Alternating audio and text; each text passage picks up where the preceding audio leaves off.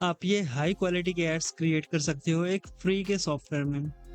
No geo tracker, no any special add on and no after effect. Open a new Blender scene and delete all the stuffs. और इसके बाद इस plus button पे click करके VFX में motion tracking workspace open करनी है and open button पे क्लिक करके अपनी फुटेज को हम यहाँ से इंपोर्ट कर सकते हैं। और अगर आपका वीडियो हैवी है तो आप यहाँ प्रीफेच पे क्लिक करके उसको रैम में लोड कर सकते हो, जिससे स्मूथली प्रीव्यू होगा। और हम फ्रेम नंबर 30 से स्टार्ट करेंगे क्योंकि उसके पहले की फुटेज काफ़ी डार्क है।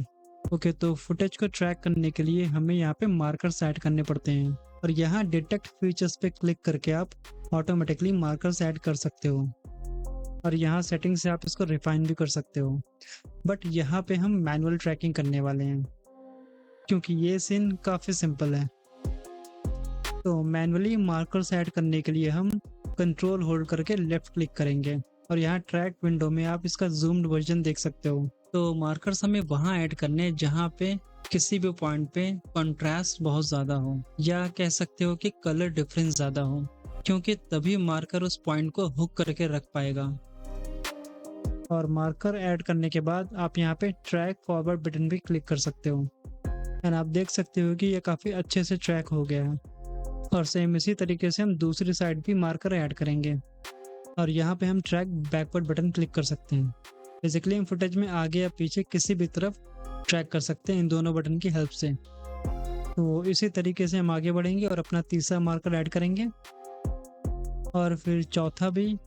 बट यहाँ पे फुटेज थोड़ी सी ब्लरी है तो यहाँ प्रॉब्लम हो सकती है। तो जैसा कि हमें पहले से ही डाउट था, तो ये फुटेज इस फ्रेम पे आगे अटक गई है। बट डोंट वरी, इसको थोड़ा बहुत एडजस्ट करके आप यहाँ नॉर्मलाइज बटन पे भी क्लिक कर सकते हो और ऑल्ट एस प्रेस करके आप सर्च एरिया भी ऐड कर सकते हो इसमें। तो इससे ट्रैक करने में और आसानी होती है।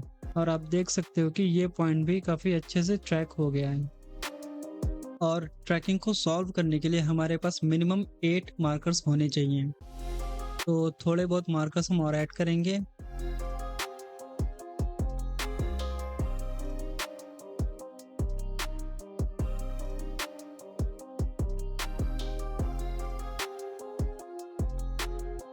मार्कर्स ऐड करने के बाद हम यहाँ सॉल्व पे आएंगे और यहाँ इन बॉक्स को हम टिक करेंगे और की फ्रेम ए और बी में हम वैल्यू देंगे कि हम 30 फ्रेम से 250 तक का मोशन ट्रैक कर रहे हैं।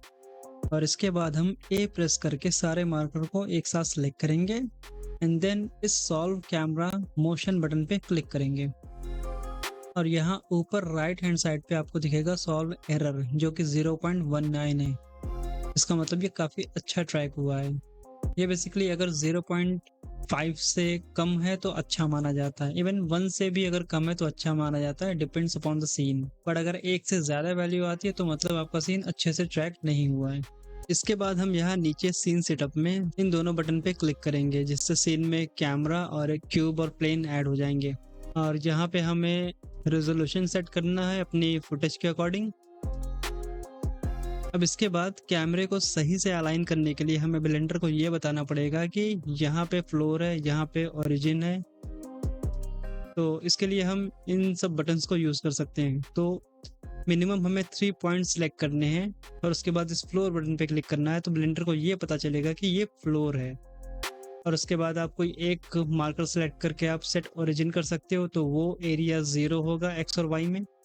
और उसके बाद इसके लेफ्ट में जाके आप सेलेक्ट करके ये एक्स एक्सिस सेट कर सकते हो और उसके आगे वाला मार्कर सेलेक्ट करके आप उसको वाई एक्सिस दे सकते हो। And now you can see कि कैमरा ट्रैक भी हो गया है और सीन अलाइन भी हो गया है और हम इसके साथ आगे बढ़ सकते हैं। तो इसके बाद अपने लेआउट में वापस आएंगे हम और इस क्यूब एंड प्लेन को डिलीट करेंगे और फिर एक प्लेन ऐड करेंगे और उसको अपनी फुटेज के फ्रेम के साथ मैच कराएंगे। और अगर आपको लगता है कि ये ज्योमेट्री फुटेज के फ्रेम के साथ बिल्कुल परफेक्टली अलाइन नहीं हो रही है तो आप कैमरे को थोड़ा बहुत रोटेट कर सकते हो। याद रहे, बहुत ज़्यादा नहीं, बस थोड़ा सा। और अब हमें इस ज्योमेट्री को एक रोल जैसा शेप देना है, तो इसके लिए हम स्पाइरल कर्व का यूज़ कर सकते हैं। बट बाय डिफ़ॉल्ट ये आपको आपके ब्लेंडर में मिलेगा नहीं क्योंकि इसे एक्टिवेट करना पड़ता है प्रेफरेंस से। और इसके लिए हम एड ऑन में जाएंगे और यहाँ पे एक्स्ट्रा कर्व नाम से सर्च करेंगे एंड मेक श्योर कि ये एड ऑन इंस्टॉल्ड हो। ये ब्लेंडर के साथ बाय डिफॉल्ट ही आती है। और स्पाइरल कर्व को प्लेन के टॉप पे क्रिएट करने के लिए हम 3D कर्सर को इन दोनों वर्टेक्स के बीच में ले आएंगे और इसके बाद हम कर्व में जाके स्पाइरल कर्व को ऐड करेंगे और इसको कुछ रोलर जैसा शेप देंगे। आप यहाँ से मेरी सेटिंग कॉपी कर सकते हो। और इसके बाद हमें अपनी प्लेन वाली ज्योमेट्री को सब डिवाइड करना पड़ेगा, नहीं तो ये कर्व के शेप के हिसाब से बेंड नहीं हो पाएगी क्योंकि इसमें सब डिविजन्स नहीं है। तो इसको मल्टीपल टाइम्स हम सब डिवाइड करेंगे और इसके बाद इस पे हम कर्व मॉडिफायर ऐड करेंगे और यहाँ से हम अपने स्पाइरल कर्व को ऐड करेंगे। And now you can see कि हमारी प्लेन ज्योमेट्री रोल हो गई है। और स्पाइरल कर्व को एडिट मोड में आप रोटेट या मूव करके रोलर को एडजस्ट कर सकते हो। और अगर आपको लगता है कि सारी चीज़ें सही है तो आप रोलर को मैश में कन्वर्ट कर सकते हो। और अब हम इस ज्योमेट्री पे क्लॉथ एनिमेशन ऐड करेंगे जिससे ये रियलिस्टिकली पूरा अनफोल्ड हो जाएगा। और इसके लिए जाएंगे हम सिमुलेशन में और यहाँ से क्लॉथ अप्लाई करेंगे। और यहाँ कुछ अनएक्सपेक्टेड सा हुआ और ऐसा इसलिए क्योंकि हमने 30 फ्रेम से स्टार्ट किया है सब कुछ और ये क्लॉथ 0 से सिमुलेट हो रहा है। तो हम यहाँ कैश सेटिंग में आके सिमुलेशन को 30 फ्रेम से स्टार्ट कर सकते हैं। और इसके बाद हम फिर से सिमुलेट करेंगे स्पेस प्रेस करके, बट अभी ये पूरा रोल नीचे गिर जा रहा है तो हमें इसका टॉप का जो पार्ट है उसको हुक करना पड़ेगा। और इसके लिए हम यहाँ ऑब्जेक्ट मोड में ऊपर के वर्टेक्स को सिलेक्ट करेंगे और इसका एक वर्टेक्स ग्रुप बनाएंगे। एंड इसके बाद क्लॉथ सेटिंग में वापस आएंगे और यहाँ शेप वाले ऑप्शन में आपको एक पिन ग्रुप का ऑप्शन मिलेगा और यहाँ से हम अपना वर्टेक्स ग्रुप सिलेक्ट करेंगे जो अभी हमने क्रिएट किया है। और अब आप देख सकते हो कि सिमुलेशन कितना अच्छा हो रहा है, बट अभी भी इसमें प्रॉब्लम है और वो ये है कि इसमें सेल्फ कोलिजन नहीं हो रहा है, मतलब कि क्लॉथ अपनी ही ज्योमेट्री के अंदर जा रहा है। तो इस प्रॉब्लम को फिक्स करने के लिए हम क्लॉथ सेटिंग में जाएंगे और यहाँ कोलिजन में हमें सेल्फ कोलिजन का ऑप्शन मिलेगा और यहाँ पे हम फ्रिक्शन की वैल्यू काफ़ी कम रखेंगे एंड डिस्टेंस को भी हम 0.005 रखेंगे। और एक बार फिर से टेस्ट करते हैं एंड लेट्स सी कि क्या रिजल्ट आता है। तो अभी ये खुद से कोलाइड कर रहा है बट अभी ये कम्प्लीटली अनफोल्ड नहीं हो पा रहा है और इस प्रॉब्लम ने मुझे बहुत ही ज़्यादा परेशान कर दिया था। बट मैंने मल्टीपल टेस्ट किए और यहाँ मैं जो सेटिंग यूज़ कर रहा हूँ होपफुली कि आपके भी सिस्टम पे ये वर्क करेगी।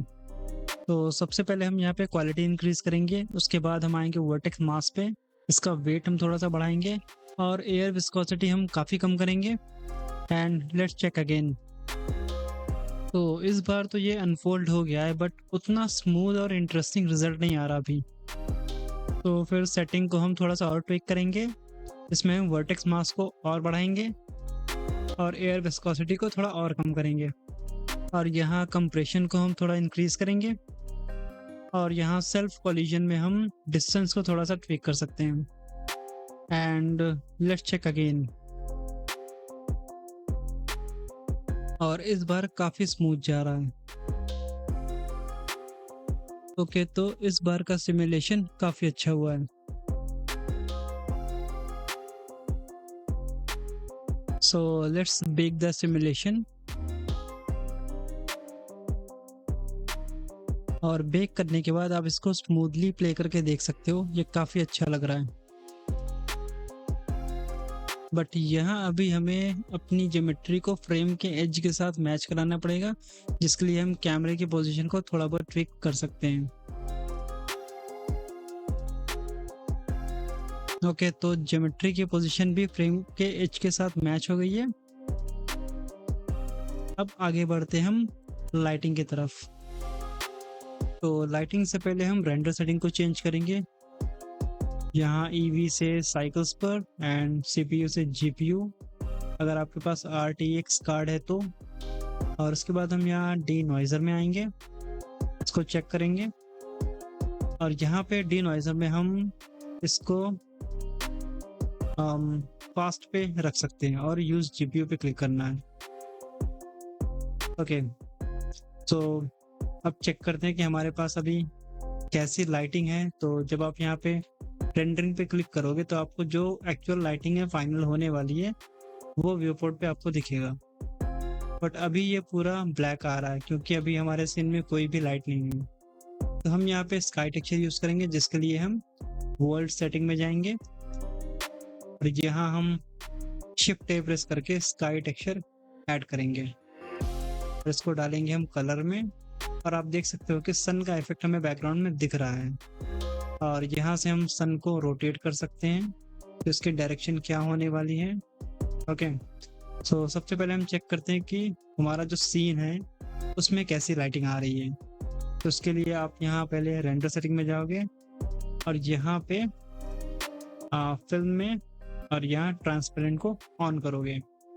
ओके, सो अगर हम अपने सीन को देखें तो इसमें इवनिंग का टाइम है जिसमें काफ़ी येलो सी लाइट है और यहाँ पे आपको शेडो दिखेगी और लाइट डायरेक्शन है यहाँ से। लाइट डायरेक्शन बहुत ही ज़्यादा इंपॉर्टेंट है। सो हम भी ट्राई करेंगे कि हमारी सन की लाइट जो है इसी साइड से आए, तो उसके लिए हम यहाँ सन रोटेशन से इसको ट्विक कर सकते हैं। तो अगर आप इस क्लॉथ को देखोगे तो ये वाला एरिया यहाँ पे लाइट टच कर रही है और यहाँ पे शेडो क्रिएट कर रही है और एग्जैक्टली ऐसे ही है।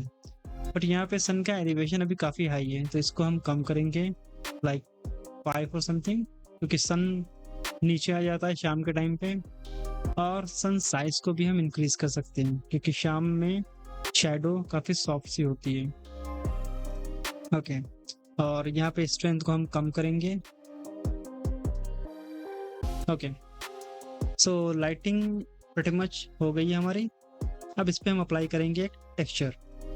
तो उसके लिए हम सबसे पहले इस पे एक मटेरियल अप्लाई करेंगे और हम जाएंगे ऑब्जेक्ट में और यह है हमारा शेडर। और टेक्सचर के लिए हम यूज़ करेंगे ये ताजमहल का पोस्टर। तो आप देख सकते हो कि इस पे लाइटिंग का इफेक्ट हमें काफ़ी अच्छे से पता चल रहा है। ओके, तो इसका यूवी हमें ठीक करना पड़ेगा यहाँ पे। इसके लिए आप यूवी एडिटर में जाओगे और इसको सिलेक्ट करोगे। सबसे पहले हम इसको स्केल करेंगे और ये है रिफ्लेक्टेड, तो इसको हम एडिट मोड में मिरर कर सकते हैं एक्स में और अब ये सही हो गया। तो चेक करते हैं इसको कैसा लग रहा है ये। एंड आई थिंक ये काफ़ी अच्छा लग रहा है। बट अभी भी एक बहुत बड़ी कमी है क्योंकि ये जो फ्रेम है ये भी सीन में है तो इसकी भी शेडो इस पे पड़ेगी। तो उसके लिए हमें एक फ्रेम का कुछ रेप्लिका बनाना पड़ेगा और जिस पे हम हाइड आउट मटेरियल अप्लाई करेंगे। तो चलिए देखते हैं कैसे। तो सिंपल सा हम एक बॉक्स लेंगे और इसको हम इतना बड़ा हमारा फ्रेम है उतना बड़ा हम इसको रखेंगे।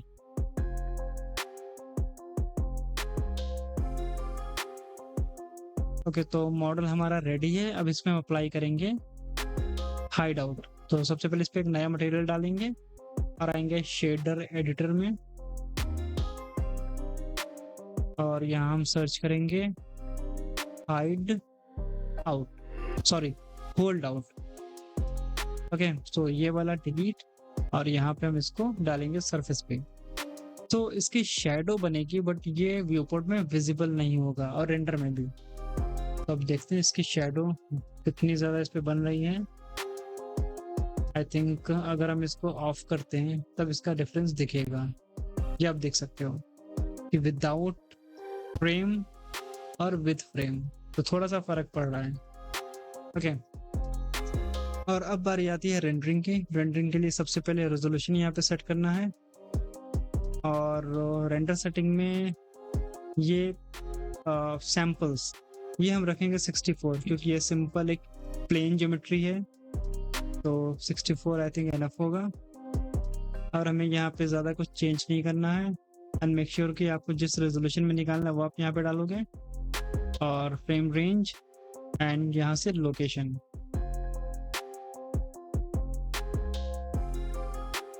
एंड यहाँ से आप फॉर्मेट भी चूज कर सकते हो। तो सारी चीज़ें करने के बाद अब हम जाएंगे यहाँ से render animation and render time काफ़ी कम आ रहा है, 1 सेकंड या 1 सेकंड से थोड़ा सा ज़्यादा, जो कि काफ़ी सही है। और इस सेटअप की सबसे अच्छी बात ये है कि इसमें आप कोई भी 3D मॉडल ऐड कर सकते हो। एग्जाम्पल के लिए हम ये शूज़ वाला मॉडल ऐड करते हैं। ये मैंने CG ट्रेडर से डाउनलोड किया है फ्री में, और इसको थोड़ा सा इंटरेस्टिंग बनाने के लिए हम इसको एनिमेट कर सकते हैं। और एनिमेशन के लिए हम बस इसकी Z रोटेशन में की लगा सकते हैं। Just a simple rotation animation, and make sure कि इंटरपोलेशन मोड लिनियर होना चाहिए ताकि इसके रोटेशन की स्पीड कांस्टेंट हो। एंड या हियर यू गो।